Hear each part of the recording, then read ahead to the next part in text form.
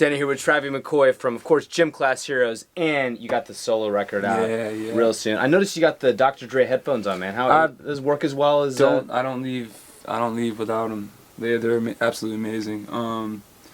They're really loud, really loud. So on planes, I usually piss people off if they're sitting next to me, but it is what it is. It puts me in my own little world, you know. And I just been listening to my record a lot, a lot. We were just talking about cameras. You shoot a lot of your own videos. Yeah. And I'm actually really jealous about your camera. I'm actually gonna get the 5D soon. I'm really excited. We're gonna hook you up with that whole rig. Yeah, we get everything. Get the Steadicam rig going, everything. But all my friends have them, and you know we've been shooting a lot of videos with them, and the quality's amazing. You know, and I mean you figure like the budgets that a lot of these labels are throwing out for videos. It's like, all right, cool. Yeah. Send me that budget, and I'm gonna shoot this video and send you an invoice. You know what I'm saying? And I'm really gonna shoot on the 5D. And, yeah, totally. They'll never know. You shot on what? Yeah, right. But yeah, I'm really stoked to get that camera.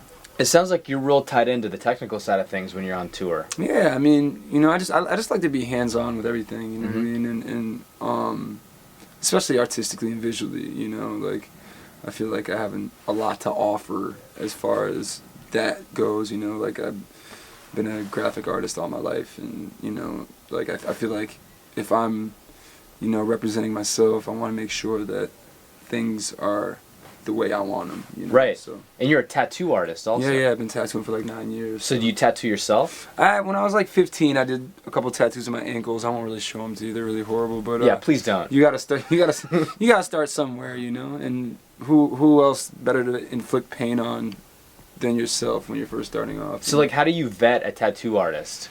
I mean, depends. Like, at the end of the day, like, you know, there's guys that have been doing it for years, and what's funny is that, I mean, not to completely negate your question, but it's all right. It's funny that I worked at a tattoo shop with a bunch of kids who couldn't draw to save their lives. You know what I mean? But you give them a tattoo machine, and you know, you lay the stencil down, and they'll do the most beautiful tattoo ever. So, I guess you don't really necessarily have to be a good artist to be a good tattoo artist, which freaked me out. Like I thought you had to be an awesome artist to be a tattoo artist, which is not the case at all. But that doesn't say that I'm not an awesome artist. You know, I don't need a tattoo machine. And then it seems like some kids turn 18 years old and then they just get like totally sleeved up. Ridiculous. That's not how you took the gradual approach. Yeah, I mean, I started when I was about 14 or 15, and I had my first tattoo, which was it's covered up now, it was a spray can,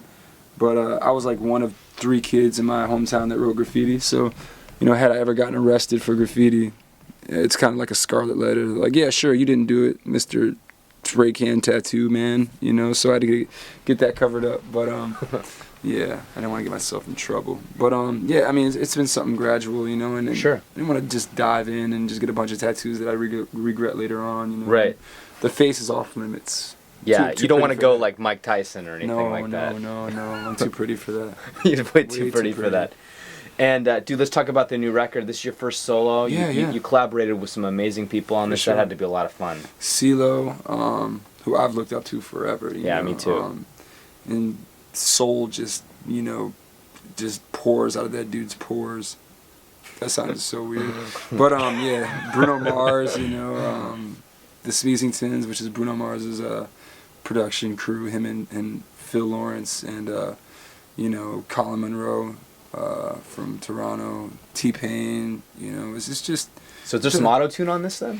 From Pain, you know. I don't think he leaves. He doesn't leave the home without the auto-tune. Nah, I didn't want to, you know, kind of tread on his territory. That's always been his thing. You know what I mean? I feel like, you know, Kanye went and got the okay for him, from him to do 808s, and I was like, you know what, I'm just going to let you do your thing, and I'm going to try my hardest to sing, you know, and if I can't hit the note, then it's just going to be a flat note. It might be a little pitchy.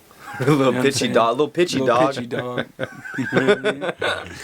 But it is what it is. Cool, man. Well, I can't wait to hear it. Thanks for spending some time with us. Thanks for having me, Absolutely, man. I'm going to steal your camera now. Cool.